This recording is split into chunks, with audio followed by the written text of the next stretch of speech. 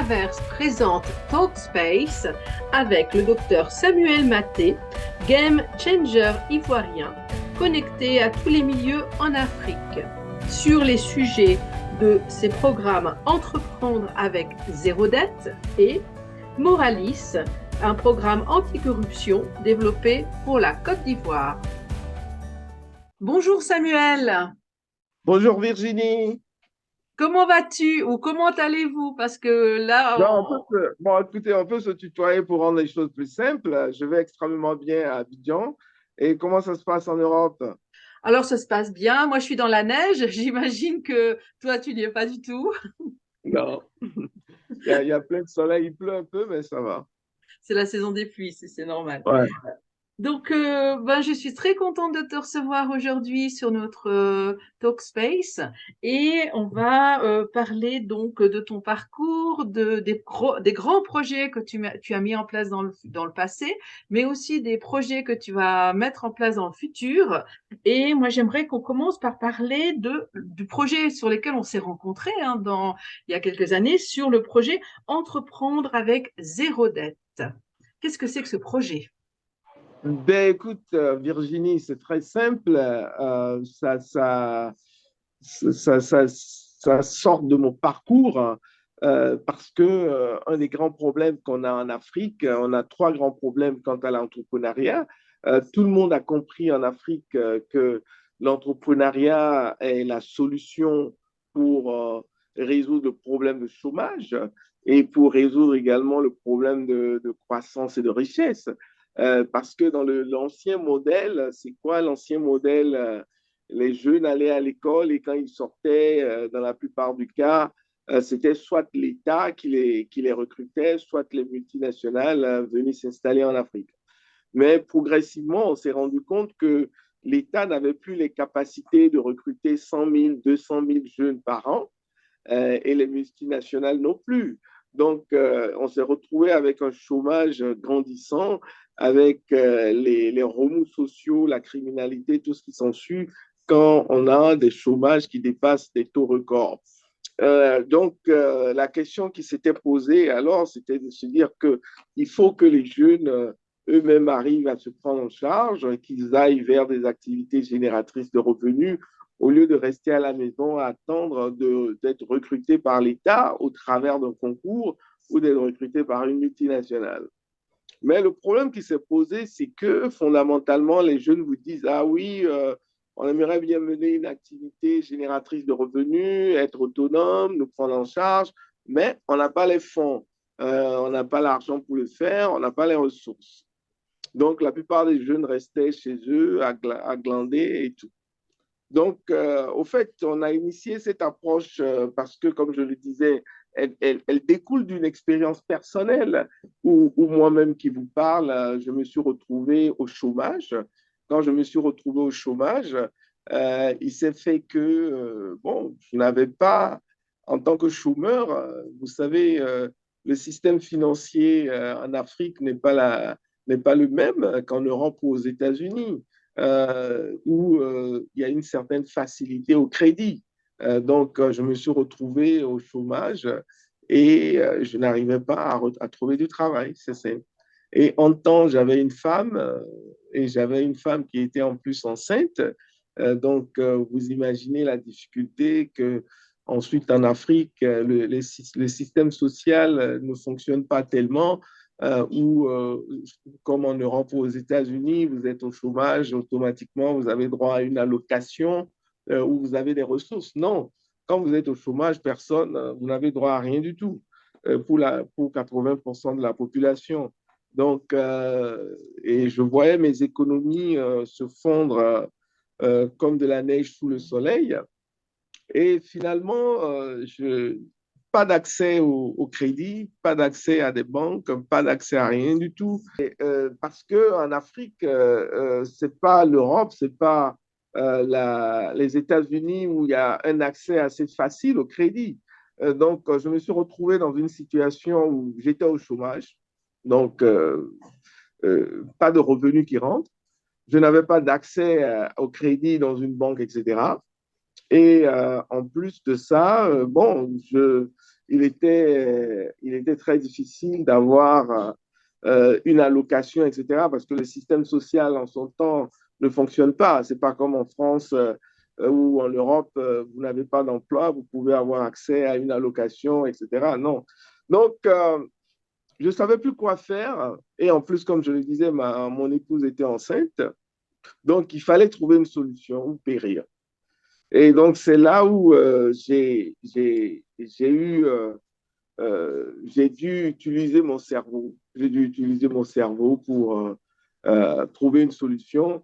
Un jour, je regardais la télé et puis j'ai vu que le ministre de l'Éducation parlait d'informatiser ou d'introduire des cours d'informatique dans les écoles primaires, mais que effectivement le gouvernement avait promis ça, mais le gouvernement n'avait pas les ressources et l'argent pour acheter des ordinateurs et mettre dans toutes les écoles primaires et tout, etc. Et juste après cette intervention, je vois un monsieur qui possédait un magasin d'ordinateurs qui se plaignait de ne pas pouvoir les vendre. Je dis, mais tiens, pourquoi les deux ne se parlent pas? Et donc, je me suis levé, j'ai fait une carte de visite sur laquelle j'ai écrit Samuel Maté, directeur général informatique pour les jeunes. Et donc, je suis parti Wow, voir un ami. c'était gonflé quand même, d'un seul Ouais, coup. c'était osé, c'est l'audace, c'est l'audace. C'est l'audace. Quand on a le dos au mur, on voit qu'on n'a plus rien, qu'on est en train de mourir, on se débat. C'est l'audace. Donc, je suis parti voir un ami qui dirigeait un des diocèses des écoles catholiques. Je lui ai dit, bon, écoute, on va faire un deal. Moi, je fais les cours, je vais donner les cours. Le gouvernement vous a promis des ordinateurs, mais ne vous les envoie pas. Moi, je vais venir faire les cours aux enfants et vous n'avez rien à payer. Mais Samuel, tu parles de quoi? Tu as eu un héritage? Je dis, non, on signe un contrat et tu verras. Ensuite, je suis parti dans une école d'informatique et j'ai dit au directeur, vous avez plein d'étudiants qui sont diplômés mais qui ne trouvent pas du travail. Moi, j'ai une société, je peux leur faire faire un stage.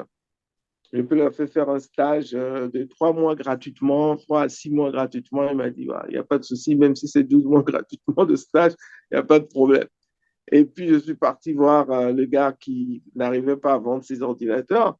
Je lui ai dit, écoute, moi, je t'achète tes ordinateurs que tu n'arrives pas à vendre, mais on va partir d'abord pour 6 mois sur la base de location. Je te loue les ordinateurs. Je loue les ordinateurs une fois par semaine. Et puis, je te paie fin du mois 60 jours. Donc, tu me donnes 2 mois pour te payer. Et donc, c'est ainsi que je me suis retrouvé le mercredi à aller dans l'école et à collecter environ 10 euros par enfant et à faire venir les étudiants diplômés en informatique pour donner les cours. Et donc, à la fin du mois, je me retrouve avec un bénéfice rondelette. Et je me suis assis, je me suis dit, mais tiens, attends, je ne suis pas parti dans une banque pour prendre de l'argent, je n'ai pas demandé de l'argent à quelqu'un, mais simplement en utilisant mon cerveau et en connectant des gens, je me fais des bénéfices pas possibles par mois. Donc, en fait, c'est possible de pouvoir, sans avoir eu à emprunter de l'argent quelque part, faire des choses juste en utilisant son cerveau. Ah, donc en fait, toi, tu as eu un énorme coup de génie. Et puis ce coup de Mhm. génie, en fait, tu en as fait un cours, une méthode que tu as brevetée Exactement. et que maintenant tu enseignes à travers toute l'Afrique, enfin en tout cas dans beaucoup de pays d'Afrique. Et ma question, Exactement. c'est, est-ce que tout le monde peut avoir comme ça des coups de génie? C'est ça que tu enseignes aux gens, c'est d'avoir des coups de génie, de réfléchir différemment? C'est exactement ce que nous faisons. Aujourd'hui, la fondation sert à cela. Et il y a trois choses qu'il faut noter, Virginie. La première chose, c'est que je me suis rendu compte que je n'étais pas une exception. Je n'étais pas une exception dans le sens que j'ai rencontré d'autres personnes qui ont pu démarrer leurs entreprises, leurs activités, qui sont devenues même des personnes extrêmement riches sans avoir eu recours à un prêt bancaire ou à un prêt de qui que ce soit. Donc, donc je me suis retrouvé dans une position où, un peu comme les Highlanders ou les immortels, tu pensais que tu étais le seul immortel et puis tu te rends compte qu'il y a d'autres qui ont ce pouvoir. Donc, je me suis retrouvé un peu dans ces situations où j'ai commencé à rencontrer des gens qui m'ont dit, ah, moi aussi, j'ai pu démarrer mon affaire, mais je n'avais rien et je n'ai pas eu recours à une banque. Donc, voici comment moi j'ai fait. Et je dis, waouh, Voici Bah, comment moi j'avais fait. Donc, et c'est c'est comme clair ça que que… on peut dire Mhm. waouh parce que c'est vrai que c'est quand même si on prend le modèle européen en Europe si tu as pas un minimum de fonds bah déjà il faut payer l'entreprise etc etc ça fait tout de suite beaucoup de frais dès le départ. Et ce qui est terrible, c'est que j'ai rencontré des gens en Europe, aux États-Unis, partout, qui n'avaient aucun moyen et qui ont démarré leur affaire sans avoir eu recours à une dette ou bien à un prêt de quelqu'un, d'une banque, etc. On peut dire que c'est une sorte de mouvement international finalement. Exactement, c'est ce dont je me suis rendu compte, en fait. C'est ce dont je me suis rendu compte. Et donc, je me suis dit, mais tiens, je ne suis pas unique en tant que ça, mais il y a d'autres versions de moi qui existent ailleurs. Donc, et la dernière, une des méthodes qu'on a ajoutées à notre approche et que nous enseignons maintenant, c'est ce que nous appelons le TPA. Le TPA qui signifie transformer le passif en actif. Et ça, c'est un des gars que j'ai rencontré ailleurs qui m'a montré cette approche que j'ai après mieux structurée, parce que les approches ne sont pas nécessairement structurées. Et donc, et nous avons utilisé le TPA te dit quoi? Le TPA te dit que nous tous, nous avons dans notre vie quelque chose qui est un passif, c'est-à-dire quelque chose qui nous fait dépenser de l'argent. Comment est-ce que tu transformes quelque chose qui est dans ta vie, qui te fait dépenser de l'argent, en quelque chose qui te rapporte de l'argent? Donc, comment est-ce que tu fais cette Question transformation? importante, hein? Exactement. Et donc là, par exemple, il y a l'Union européenne qui m'avait coopté au travers d'un partenaire tchadien, WeDecider, pour faire la formation de jeunes au Tchad. Et on a enseigné cette méthode et il y a une jeune tchadienne qui en est l'exemple aujourd'hui. Et vous savez que les femmes, généralement, quand elles se marient, leur robe de mariée devient comme un objet précieux, sacré.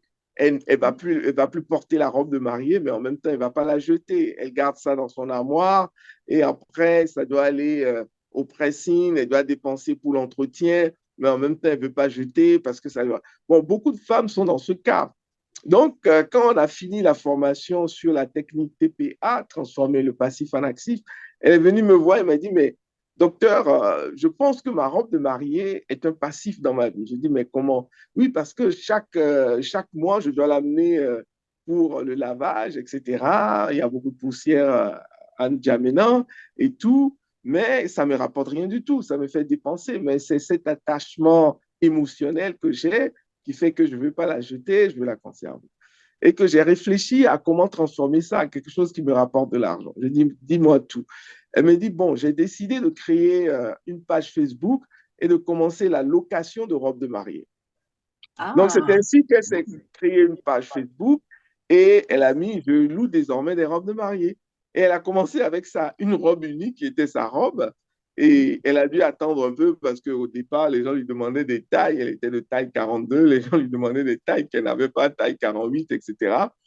Et finalement, elle a eu des gens de taille 42 au bout d'un moment. Et au bout de 6 mois, elle avait assez d'argent. Elle s'est acheté deux autres robes. Aujourd'hui, elle a toute une agence avec une centaine de robes qu'elle s'est achetées. Et elle se fait plein de sous avec ça. hmm. Donc, ça, par exemple, c'est une autre technique qu'on a ajoutée sur les techniques pour démarrer avec zéro dette, transformer son passif en actif. Est-ce que vous voyez? Oui, je vois très bien. Et puis, ce qui est intéressant aussi, c'est que toi, donc, tu as déposé cette méthode il y a quand même quelques années maintenant, et puis tu l'as fait évoluer, en fait.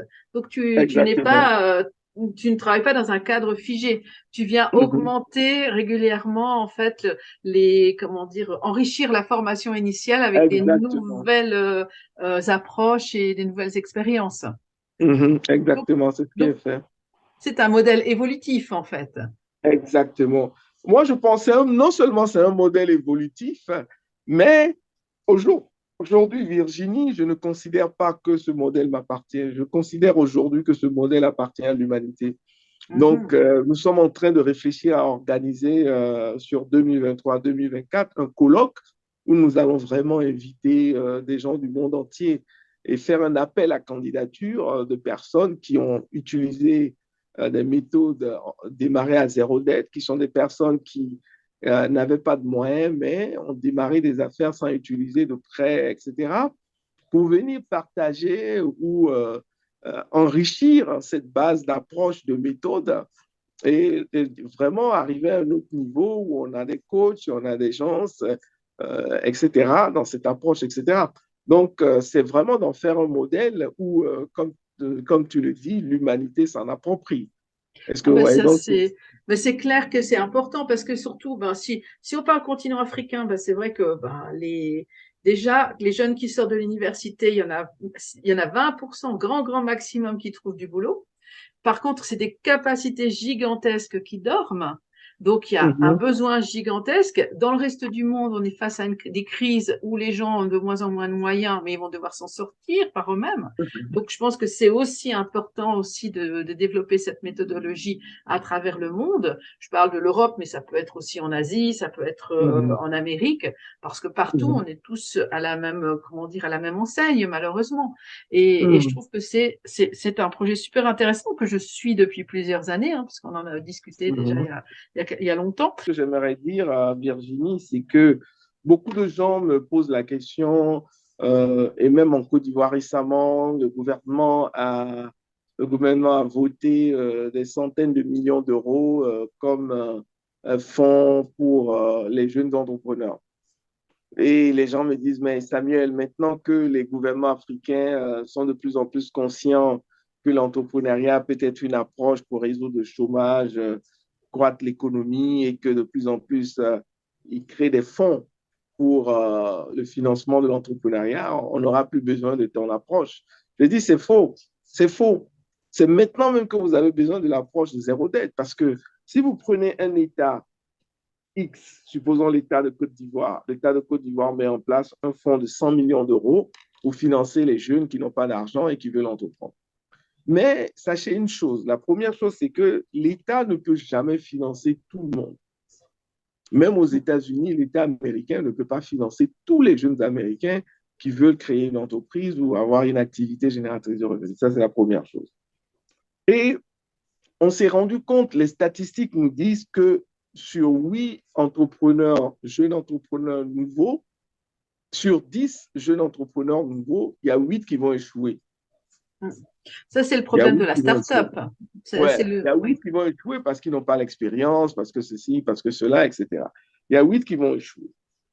Et donc, ce que nous disons, c'est qu'au lieu de donner ces 100 millions d'euros à des entrepreneurs où 80 millions d'euros vont aller dans les oubliettes parce que ces jeunes auront échoué, l'argent, l'État ne peut plus recouvrer ses dettes, Mhm. pourquoi ne pas utiliser l'approche zéro où on dit, bon, ceux qui auront été capables de commencer, ne serait-ce qu'à minimum une affaire, c'est eux qu'on va financer. Parce qu'ils auront déjà la méthodologie, et Exactement, puis et eux, ils auront exactement, besoin d'argent pour se développer, utiliser exactement, l'argent dans le développement et pas seulement dans la création.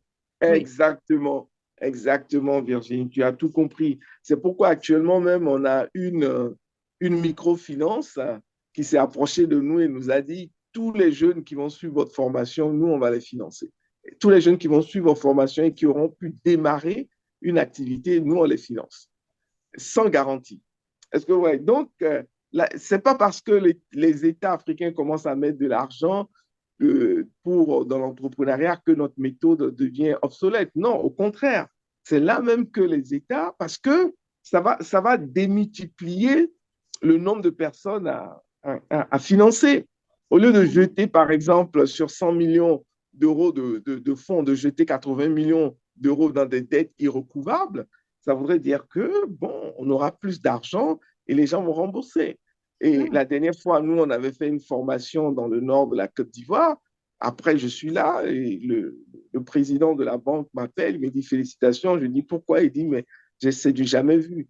On a remarqué que toutes les femmes que vous avez formées à la méthode entreprendre à zéro dette et qui ont démarré d'abord par elles-mêmes avant de venir nous demander de l'argent, on a, Virginie, 100% de remboursement.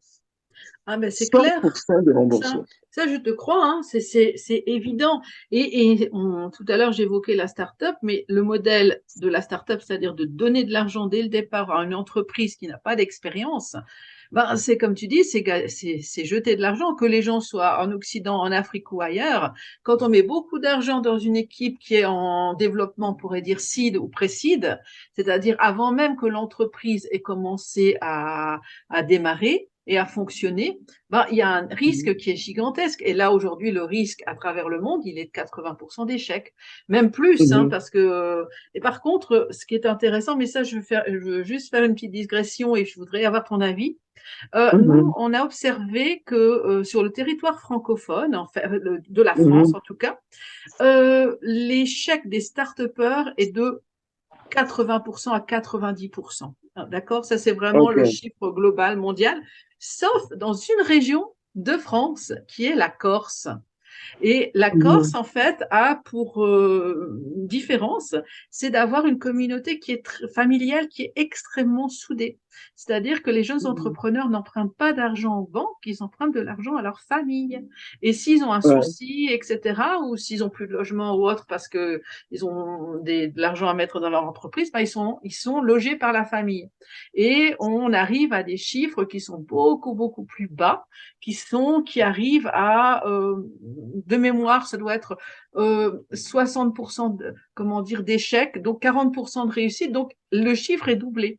Et donc, je voulais, est-ce que tu as quelque chose à dire par rapport à ça? Parce qu'il me semble que l'entrepreneuriat, parce que nous aussi, nous, on a un incubateur, etc.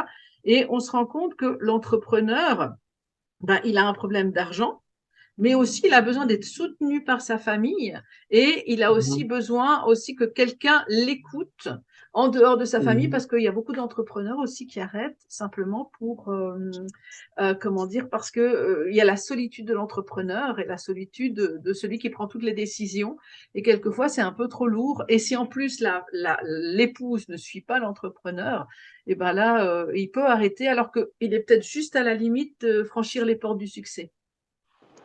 Écoute, Virginie, c'est tout à fait ça, hein, c'est tout à fait ça. C'est-à-dire que les Corses sont dans une approche à zéro dette, zéro dette. Aujourd'hui, en Afrique, on a une méthode similaire, une approche similaire, c'est l'approche des Igbo au Nigeria. Les Igbo au Nigeria, ils fonctionnent un peu comme les Corses, c'est-à-dire qu'au Nigeria, la tribu des Igbo ils font parmi les plus riches au Nigeria. Comment est-ce qu'ils fonctionnent? C'est-à-dire que quand, par exemple, ton parent et là, eux, c'est vraiment parents dans le sens africain, ça, c'est pas parents biologiques. Quand ton oncle et tout, etc., on t'amène chez l'oncle qui est nanti et qui a des magasins. Généralement, ce sont des gens qui sont dans le commerce, l'import-export. Donc, il te confie un magasin et le magasin qui te confie, tu le surveilles, tu en es le gestionnaire. Et puis, après un certain nombre d'années, le magasin te revient et sous condition que tu aies un remboursement à faire. Et donc, en temps, sur la période d'essai, il te suit, il t'instruit aux affres du métier, ainsi de suite. Et maintenant, quand toi aussi, après avoir fait fructifier le magasin euh, euh, euh, en termes de résultats, et on te donne le magasin et que tu dois repayer un peu ce que tu dois, quand tu repères avec tes bénéfices, après, ce qui se passe, c'est que toi-même, on te confie 10 autres jeunes de l'ethnie qui vont travailler à tes côtés, qui vont apprendre. Et ils se répandent comme ça, comme une poudre sur tout le Nigeria. Donc, c'est à peu près la même méthode que la méthode corse, où la famille intervient un peu pour coacher, pour donner les premiers montants. Et ce n'est plus tellement l'approche industrielle d'une banque qui vient, qui ne regarde même pas ton business plan ou bien qui regarde juste les chiffres en bas et qui te dit, bon, voilà, tiens, 1 million d'euros, va faire ton truc. Et puis, il ne te suit pas vraiment. Oui, Et c'est bon, un peu après, ça. moi les banques, si, comment dire, en Afrique, donc nous, comme on a un incubateur aussi, on s'est heurté, on a vu la réalité. Et c'est vrai que là, je vais rebondir sur un autre sujet que tu es en train de mettre en place, c'est celui de l'anticorruption. Moi, ce que j'ai vu par rapport à des projets qu'on a mis, des projets super d'industrialisation, etc., en Afrique, où notre bénéficiaire va à la banque, il propose son Mhm. projet. La banque, au bout de plusieurs mois, lui dit non, monsieur, on ne peut pas vous financer une industrie, mais on va vous faire financer un artisanat. Et puis, 6 mois plus tard, il y a un concurrent qui s'installe à 5 kilomètres de chez lui avec exactement son projet. Ouais. Et ça, c'est pour moi l'Afrique, faire un prix en Afrique, presque c'est comment dire, c'est anti-constructif parce que il y a un risque gigantesque si tu as un super projet, en fait ton projet il soit donné à quelqu'un d'autre. Et Exactement, exactement. On a plusieurs cas comme ça. Et j'en ai même parlé dans un post. On a un autre cas qui est dérivé de ça. C'est-à-dire, non seulement on te vole ton projet, tu retrouves ton projet exactement avec une autre personne qui est parentée ou qui est liée au banquier. L'autre chose qu'on voit, et j'ai fait un post récemment sur ça sur les réseaux sociaux, où c'est un jeune qui est venu nous voir.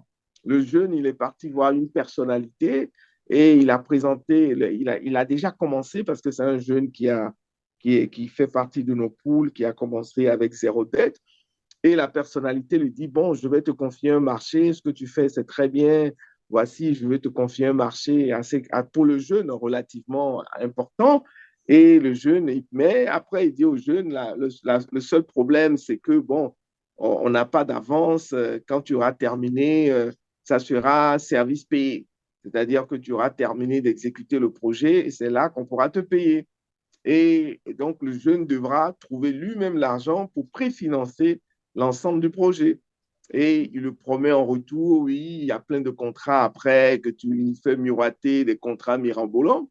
Le jeune s'en va prêter de l'argent ça et là, il exécute le projet et il veut maintenant rentrer en possession de ses fonds. Il ne peut pas. Il appelle, on ne décroche plus, il demande des rendez-vous, on ne lui donne plus. Et j'ai retrouvé un jeune comme ça qui est venu pleurer dans mon bureau parce qu'il est poursuivi par ses propres fournisseurs, il ne peut pas les payer, il a mis la clé sous le paillasson parce qu'il ne peut plus payer ses employés. Et je me suis rendu compte après qu'on a plusieurs cas comme ça. en fait, c'est une sorte d'escroquerie du réseau, en fait, du réseau Ouais, d'influence, finalement. Et ouais, ouais. ça, bon, je pense que c'est des situations qu'on va aussi retrouver en Europe ou un peu partout ailleurs, c'est sûr. Mais c'est vrai qu'en Afrique, c'est encore plus sensible, d'autant que dès le départ, il n'y a pas des fonds au départ qui permettent de Exactement. compenser ce genre de problème. Alors, Mhm. tout à l'heure, donc, je t'ai orienté vers ce sujet aussi pour orienter vers ton nouveau projet, enfin, le nouveau OK. projet que tu as commencé à mettre en place, qui s'appelle Moralis, Oui, sur tout à fait. l'anticorruption, en Afrique, et qui a été créé au Mhm. départ en Côte d'Ivoire, je pense, hein, Tout c'est à ça que fait, tu me disais. exactement, Est-ce que tu exactement. veux nous en parler un peu? Mais Virginie, un des grands problèmes aujourd'hui en Afrique, un des grands problèmes qui bloque le développement de l'Afrique, souvent les anti-occidentaux se disent non, c'est la colonisation, non, c'est les Français, non, c'est les Belges, etc., qui bloquent le développement de l'Afrique. Mais quand on prend les chiffres, on se rend compte que ceux qui bloquent le développement de l'Afrique, ce sont les Africains eux-mêmes, en fait. Et la Banque mondiale te dit que 40 à 60 de la richesse africaine est détruite par la corruption, en fait. Est-ce que vous voyez? Parce Oui, que, c'est énorme, regarde, hein. oui, regarde quelque chose de très simple. On donne, par exemple, 10 milliards d'euros pour construire une route qui va traverser le pays. Sur les 10 milliards d'euros qu'on donne pour construire cette route, il y a un monsieur Tantampillon, personnalité influente, qui divise cet argent, il met 8 milliards dans sa poche, et puis ils sont très gourmands, hein, ils sont très gourmands. Il met 8 milliards dans sa poche et il veut construire la route avec 2 milliards d'euros. Et donc, Ah, la route, elle va être de pauvre qualité, je pense. exactement. Donc, cette route qui devait faire en épaisseur peut-être 10 centimètres, n'est-ce pas, de bitume, va se retrouver peut-être à 2 centimètres de bitume. Cette route qui aurait dû, selon les plans qui ont été faits, par nos ingénieurs ponts et chaussées devait durer 25 ans, 30 ans, cette route se retrouve à durer 18 mois, 2 ans, oui, avec des oui, c'est clair, milliers de mois, maximum. donc, etc. En temps, dans les annales de la Banque mondiale, on nous dit que nous avons prêté 10 milliards d'euros, 10 milliards de dollars que nous devons rembourser. Et au bout de 2 ans, tu te rends compte qu'il n'y a pas de route, alors que cette route aurait dû désengorger plein de régions, créer le développement, etc. On se retrouve à la case départ. Et Donc, avec tu des vois dettes. tout Et avec une avec dette. des dettes, avec des Mm. dettes. Et parfois, il faut aller emprunter encore un autre 10 milliards pour se faire, je ne veux pas être vulgaire, encore, pour, vous voyez, donc c'est un peu ça aussi la situation de l'Afrique. Donc, quand tu considères cet aspect de la situation de l'Afrique, tu te rends compte que ce sont les Africains qui sont même la cause du sous-développement de l'Afrique, si tu considères cet aspect. Donc, Bon, certains après, États, c'est un système, c'est global. Je veux dire, là, on parle de financement au niveau international, mais au niveau de l'échelle de, comment dire, lambda au niveau de l'Afrique, tout, dans certains pays, tout, il y a des surcoûts pour tout, en fait. Je veux dire, une pièce d'identité, ben, il faut payer en plus. Voilà, c'est pas seulement au niveau des hautes sphères, en fait, ce problème. Il se décline jusque tout en bas. Mais c'est devenu une habitude, une norme. C'est une norme. ouais, ouais, exactement. Donc, on se retrouve dans ce système. Et donc, certains États commencent à être conscients de ça aussi parce que, à la fin, tu peux imaginer, les bailleurs de fonds sont fatigués, les pays qui donnent de l'argent sont fatigués de donner de l'argent dans une caisse sans trou. Donc, Ben, c'est un problème de confiance aussi. Je veux dire, ouais, parce que dans certains cas, ce sont des subventions qui viennent des États et ces États occidentaux, c'est l'argent de leurs contribuables. Donc, il y a certains groupes de contribuables dans ces pays qui commencent à soulever de la voix pour dire, ben, écoutez, vous n'allez pas prendre notre argent pour aller enrichir des dictateurs ou des gens. Donc, on a commencé à avoir ces levées de boucliers. Là, par exemple, les États-Unis, par exemple, ont mis en place des lois pour dire que si le niveau de corruption dépasse tant, nous, on ne donne plus un seul franc à ce pays. Est-ce que vous voyez? Donc, et donc aujourd'hui, ça va obliger à assainir un petit peu certaines situations, en tout cas au niveau des exactement, élites, pour, euh, exactement, pour que. exactement, c'est ce qui s'est passé. Et donc, là, par exemple, la Côte d'Ivoire a décidé donc d'attaquer le problème bras le corps. Donc, et ils ont fait une étude et ils ont essayé de mettre en place, de mettre en pratique cette étude, dans ce sens que les premiers résultats de l'étude ont démontré que les pays où la corruption a diminué sensiblement, et comme tu viens de le dire, la corruption, c'est partout, c'est un problème global. Donc, les pays où la corruption, il n'y a pas de pays à corruption zéro, même aux États-Unis, la corruption. Mais le fait est que la corruption, elle est peut-être à 5% dans les pays occidentaux, alors que chez nous, elle est à 60, 40, 60% et plus. Donc, les pays où la corruption a sensiblement diminué, selon l'étude, ce sont les pays où il y a eu beaucoup de sensibilisation et de prévention et non seulement la répression. Donc, on comprend qu'il faut beaucoup de prévention et de sensibilisation en plus de cela. Et donc, ensuite, le deuxième résultat de l'étude, c'est que cette prévention et cette sensibilisation a été faite dans tous les segments de la population et pas simplement à une partie de la population. Parce que la corruption, elle est à deux directions. Il y a un corrupteur et il y a un corrompu. Donc, Ah oui, il faut faut éduquer, deux personnes, hein. oui, Oui. il faut éduquer les deux. Parce que souvent, on se targue à éduquer simplement les corrompus, c'est-à-dire les gens qui sont dans l'administration et tout, etc. Tu parlais de la carte d'identité et tout, mais on oublie d'éduquer les corrupteurs.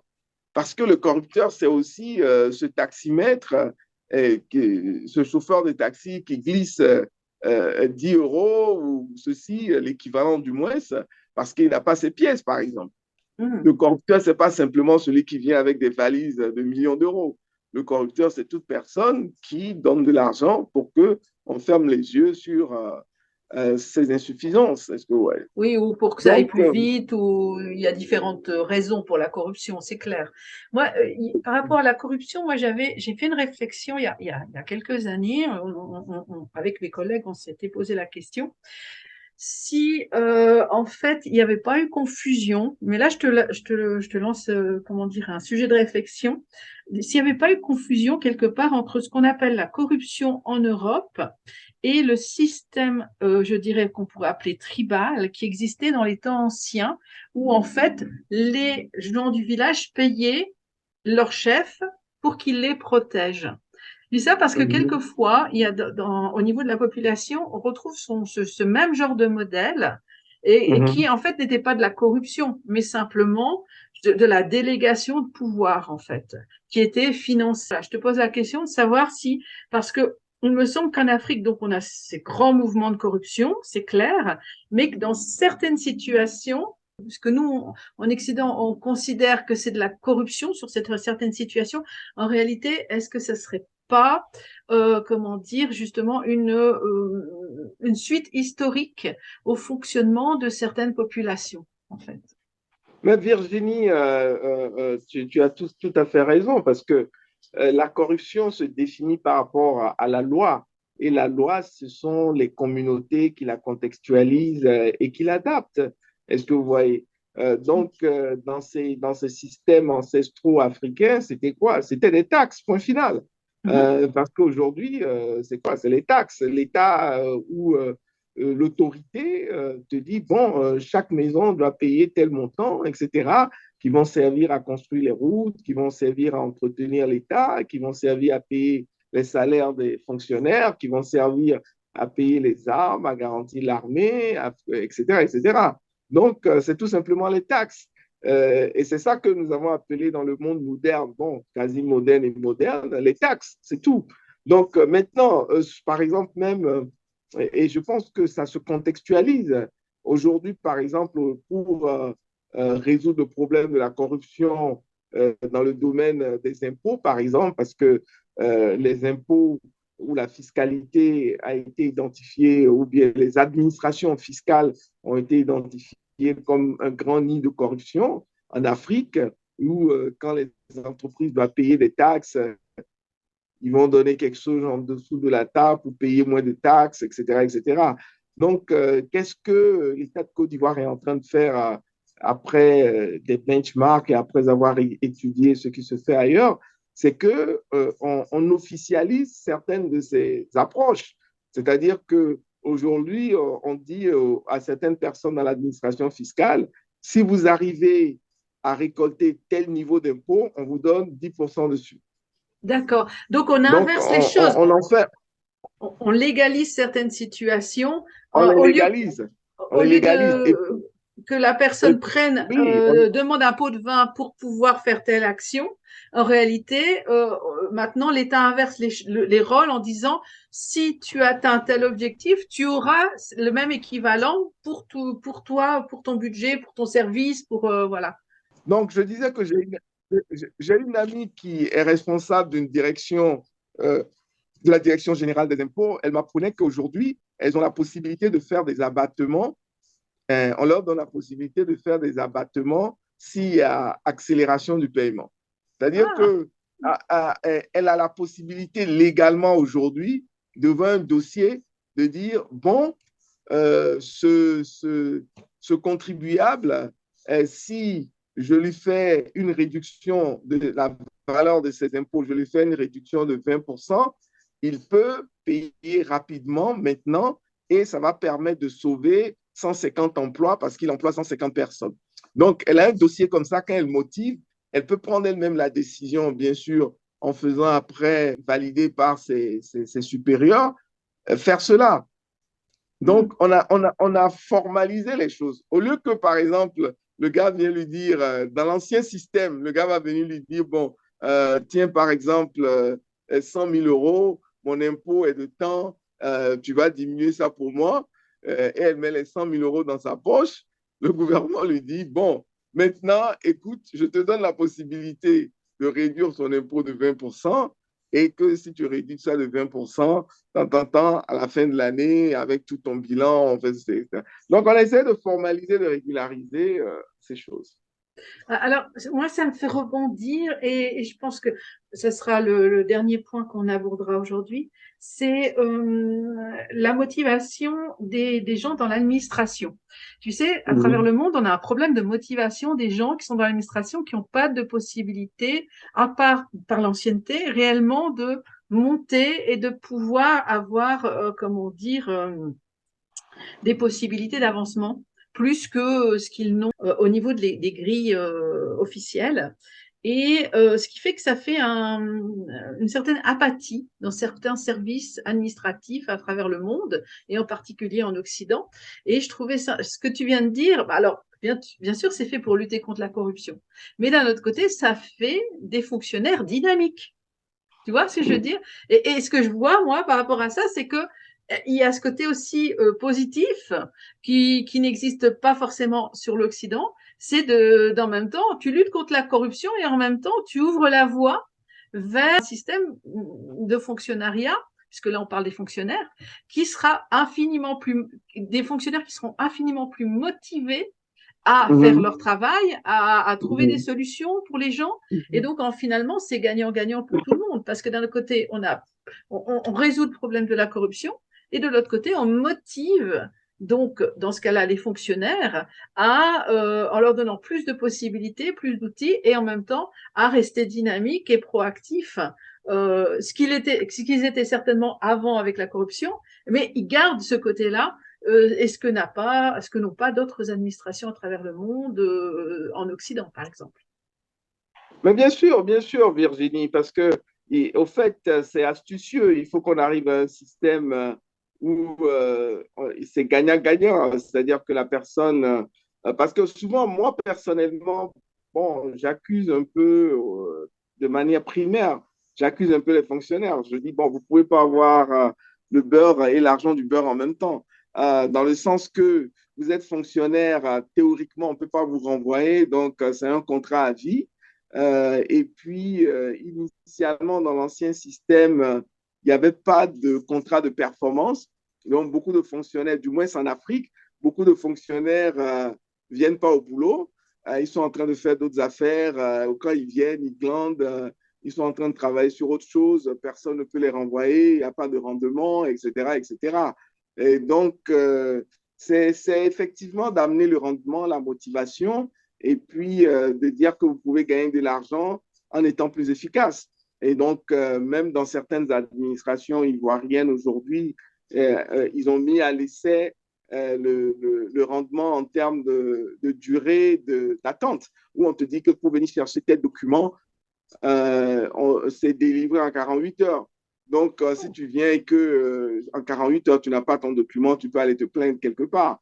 Donc, c'est pour dire quoi? C'est pour dire que il y a aujourd'hui dans les administrations ivoiriennes, on commence à faire venir le problème de la compétence, la performance, dans le sens que, par exemple, on te dit déjà quand tu arrives que telle procédure ne doit pas plus durer, ne doit pas durer plus de 48 heures, par exemple, ou que telle procédure pour obtenir ta carte d'identité, c'est 5 000 francs. On affiche ces choses pour lutter contre la corruption. Mais Mais dis évidemment, donc, comme tu... de ce que tu me dis, les services, je dirais, administratifs ivoiriens vont être plus performants que certains services Exactement. occidentaux avec cette méthode.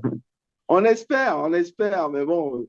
Et en même temps, on te motive en te disant que si tu arrives à traiter tel volume ou à faire entrer tel volume d'argent, si c'est une réussite financière, tu auras tel pourcentage de bonus à la fin de l'année. Ah, Donc, bah. on commence à faire signer avec les gens dans l'administration des contrats de performance qui sont liés à des bonus financiers. Eh ben, dis donc, quelle promenade aujourd'hui. On est parti de l'entrepreneuriat à zéro budget pour arriver au contrat de performance de l'administration ivoirienne. Me dis donc, c'est un sacré podcast qu'on a fait là ensemble. Écoute, je te remercie vraiment beaucoup de cette discussion qu'on a eue ensemble. J'espère que les gens t'auront découvert ou redécouvert pour ceux qui te Merci. connaissaient déjà. Et puis, je te souhaite tout de bon pour tous tes projets, pour le projet anticorruption. Et ce que je sais, c'est que tu as plein d'autres projets. Donc, ça voudrait dire peut-être d'autres podcasts, hein, bien sûr. Merci infiniment, Virginie. Je tiens à faire un petit coucou au ministre Zorobi. Le ministre Zorobi, c'est le ministre de la bonne gouvernance et de la lutte anticorruption qui m'a fait l'honneur de l'accompagner dans ce projet moraliste. J'ai oublié de le nommer. Et il y a beaucoup de choses. Et effectivement, c'est avec plaisir que j'aurai à faire d'autres podcasts avec toi et à écouter tes podcasts. Je salue tous tes speakers et ce travail que tu es en train de faire de ta modeste contribution qui devient une grande contribution de toucher les gens, de changer le système. Je te remercie beaucoup pour ces paroles. À tout bientôt. Ok, à très bientôt. Au revoir.